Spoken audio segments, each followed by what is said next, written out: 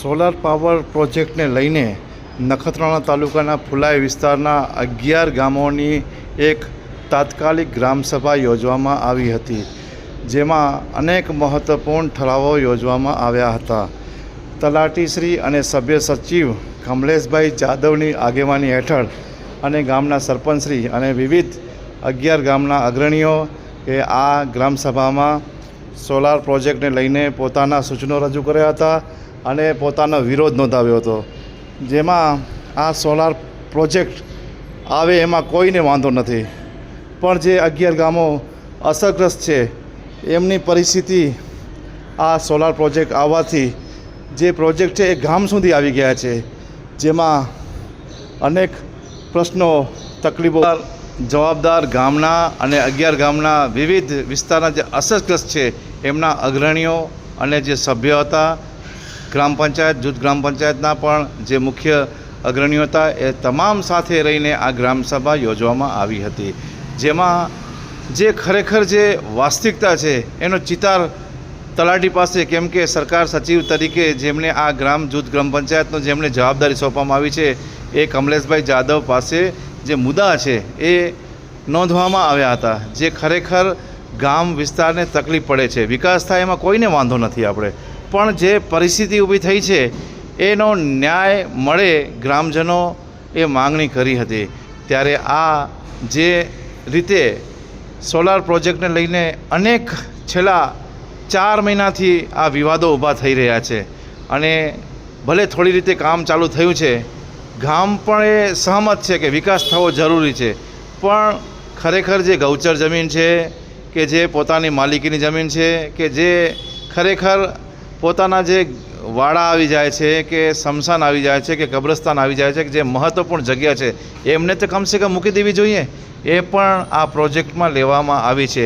ત્યારે આ લોકોની ગામની માંગણી છે કે જે એમનો સર્વે થાય, કમ્પ્લીટ પૂરેપૂરો સર્વે થાય અને પછી ભલે કામ ચાલુ કરે, એમાં કોઈને કાંઈ વાંધો નથી. આપણે આ રીતે ગ્રામસભામાં અનેક મુદ્દાની ચર્ચા કરવામાં આવી હતી. તાલુકા પંચાયતના ઉપપ્રમુખ અને અહીંના પ્રતિનિધિ એવા રણજીતસિંહ જાડેજા, તે સાથે વેડાલ ગામના અગ્રણી એવા નવુભા સોઢા, દૌલત ખાન મુતુ આપની સમક્ષ વાંચન કરો, આપ શાંતિથી સાંભળો. પ્રતિ તલાટી કે મંત્રીની સારી જૂથ ગ્રામ પંચાયત આજની સભામાં અમારા મહત્વના મુદ્દાઓ રજૂ કરી કાર્યવાહી કરવામાં આવી. માનનીય સાહેબશ્રી, હાલમાં અમારા વિસ્તારમાં સોલાર પ્રોજેક્ટનું કામ ચાલી રહ્યું છે. આ પ્રોજેક્ટને લઈને અમારા ગામના પશુપાલકો તથા ગ્રામજનોને કેટલીક ગંભીર મુશ્કેલીઓ ઊભી થઈ રહી છે. તેથી નીચે મુજબના મુદ્દાઓ આજની ગ્રામસભામાં સત્તાવાર રીતે લેવામાં આવે અને યોગ્ય ચર્ચા તથા નિર્ણય કરવામાં આવે એવી અમારી વિનંતી છે. મુદ્દા નંબર 1, ચરિયાણા અને જમીન અંગે. હાલ સોલર પ્રોજેક્ટ માટે હિલ એનર્જી પ્રાઇવેટ લિમિટેડ કંપનીના પ્રોજેક્ટમાં ચરિયાણા ઓબ્લિક ગૌચરની જમીન આવતી હોવાનું જણાઈ રહ્યું છે. અમારી માગણી છે કે જો આ જમીન ગૌચર તરીકે જરૂર હોય તો તેને સોલર પ્રોજેક્ટમાંથી બહાર રાખવામાં આવે. જો કોઈ કારણસર આ જમીન પ્રોજેક્ટમાં લેવામાં આવે તો ગામના પશુધન માટે 12 માસ પૂરતો વૈકલ્પિક ઘાસચારો ઉપલબ્ધ કરવાની યોગ્ય વ્યવસ્થા કરવામાં આવે. કારણ કે અમારા અનેક પરિવારો પશુપાલન પર નિર્ભર છે. ચરિયાણાની જમીન ઘટવાથી પશુપાલકોની આજીવિકા સીધી અસર પડી શકે છે અને રોજગાર કરતા જીવન નિર્વાહનો પર પ્રશ્ન ઊભો થઈ શકે છે. મુદ્દા નંબર 2, ગૌચરની હદ નક્કી કરવા. અમારા ગામની ગૌચર જમીનનું હદ સત્તાવાર માપણી અને સીમા નિર્ધાર કરવામાં આવે અને ગૌચરની હદ સ્પષ્ટ કર્યા બાદ જ સોલર પ્રોજેક્ટનું આગળ કામ કરવામાં આવે.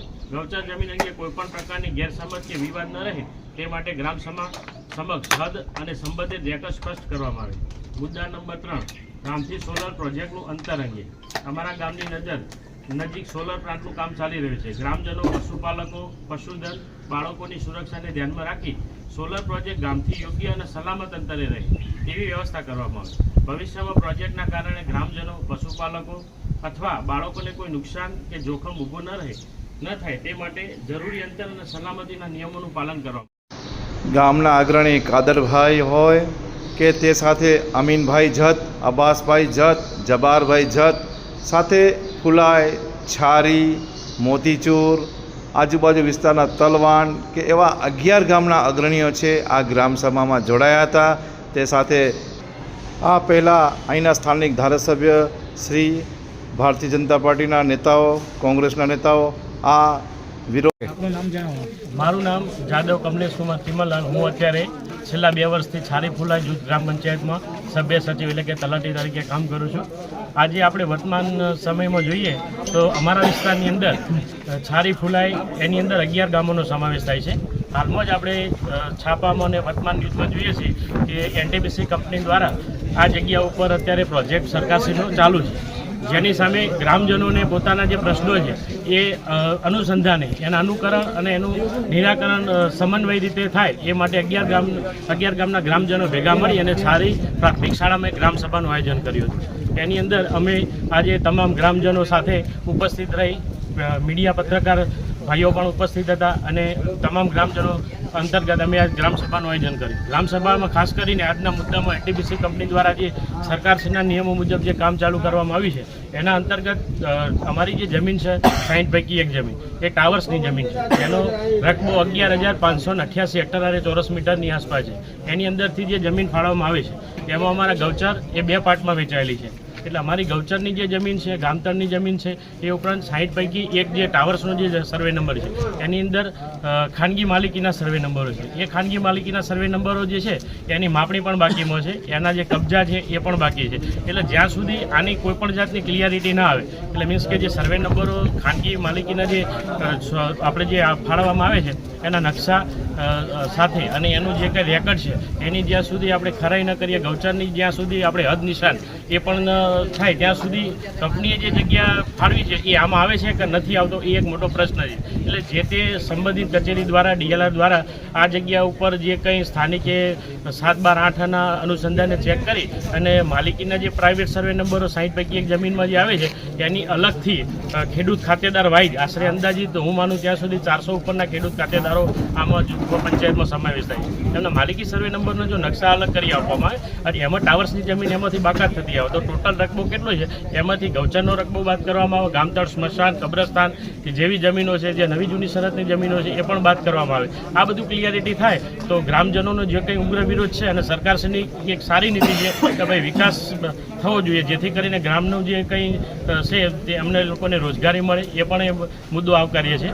મેઇન મુદ્દો એ છે કે અત્યારે જે ગૌચરની અમારી જે માગણી હતી એ હાલમાં જ અમે ગૌચરની જે અમારી જમીન છે પશુધન પ્રમાણે જે હોવી જોઈએ એ પ્રમાણે નથી. અંદાજિત અમારા જે પશુધન છે 14,000ની આસપાસ થાય છે અને વેટેનરી જે ઓફિસરનું પ્રમાણપત્ર છે એમાં 11,484 હેક્ટર 11,484 પશુધનનો સમાવેશ છે. એ પ્રમાણે હજી પણ અમને પશુધન છે એના માટે 6,000 એકર જમીન ફાળવવાની બાકીમાં છે. અને અત્યારે જે પશુધન આ વિસ્તાર છે એ ટોટલી માલધારીનો વિસ્તાર છે. અમુક 2-3 મહિના જે પશુધન હોય એના ઉપર એના દૂધ અને ડેરી સાથે સંકળાયેલા માણસો છે.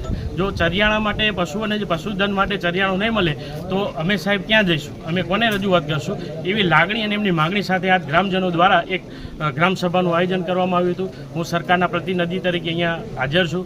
મારી એક ફરજ અને ભાગરૂપે હું અહીંયા હાજર થયા લોકોના પ્રશ્નો એ સરકારને પહોંચાડવા એ મારું એક નૈતિક ફરજ પણ છે.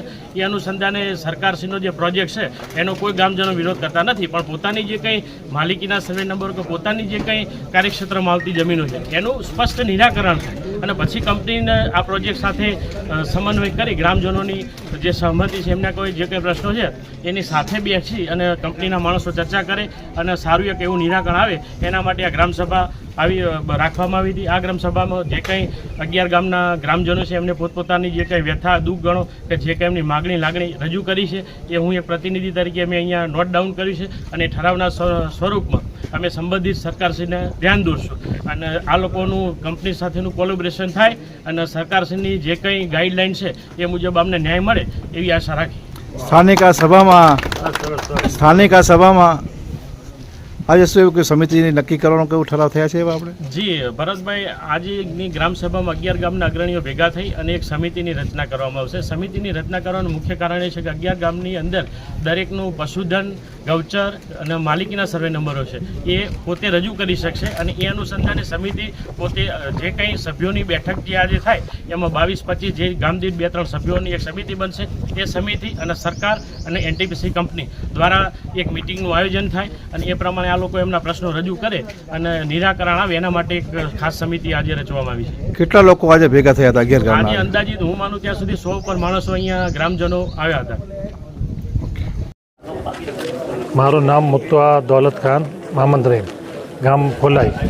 સાહેબ, અમારી રજૂઆત એ છે કે અમારી ગામની બાજુમાં છારીના રામસર તરીકે જાહેર થયેલ છે જેમાં હાલની ટાઈમે કામ ચાલુ છે. ત્યાં રામસરની બાજુમાં હમણાં પક્ષીઓનું પણ આવન જાવન ચાલુ થઈ ગયું છે. જે જગ્યા ઉપર અને એની બાજુમાં એક અમારું તળાવ આવેલું રાજા થઈ વખતનું તળાવ છે, જે તળાવ તોડી પાડવામાં આવેલ છે. અને બીજું અમારી માંગણી એ છે કે આજુબાજુમાં હજી ફોલાઈ ગ્રામ પંચાયતની અંદર જે નવા સર્વે ચાલુ છે કંપનીઓના, એ સર્વે બંધ કરવામાં આવે, નવા સર્વે ન થાય. અને જ્યાં સુધી કંપનીઓ સાથે ગ્રામજનોનું બેઠકો ન થાય ત્યાં સુધી કંપની આગળ કામ ન ચાલુ કરે, એવી અમારી માંગણી છે. મારું નામ છે સુમરા ઇસ્માઇલ જત, ગામ મોતીજો. હાલમાં જે એનટીપીસી કંપનીનું જે કામ ચાલુ છે ને, એ અમારા ગામ મોતીજો અને રજોરિયાવાડની સાવ બાજુમાં જ ચાલુ છે. અમારા ગામના પશુધનના જે પણ રસ્તા છે એ બ્લોક કરવામાં આવે છે. હવે પશુધનને અમે મૂકી તો ક્યાં તો જાય નહીં, જાય તો જારીમાં અંદર જ ફસાય ભરાશે. સવારમાં કેટલાક પશુ અમે 11 વાગે ત્યાં ફોરેસ્ટ એરિયામાં લઈ આવ્યા છીએ સોલાર પ્રોજેક્ટરમાં. કંઈક પશુધન અંદર કંઈક ફસાણાના અંદર પડ્યા છે. ગામની બાજુ નકરામાં કાંઈ રસ્તો નથી. કંપની પાસે અમે જઈએ તો કંપનીવાળા તાત્કાલિક પોલીસને બોલાવી દે. ત્યાં જે લોકો જાય ને તાત્કાલિક પોલીસ બોલાવી લે ને લોકોને લઈ લે, એટલે કોઈ માણસ કોઈ અંદર ક્યાં તો જાતોય નહીં ત્યાં કંપનીમાં. ગામ તલવાન, તાલુકો નખત્રાણા, જાગૃત નાગરિક. અમારા વિસ્તારમાં 11 ગામ છે અને હાલ સોલાર પ્રોજેક્ટ આ વિસ્તારમાં ચાલુ થઈ ગયો છે. જેના પ્રોજેક્ટથી અમારા માલધારીઓને ઘણી મુશ્કેલી છે.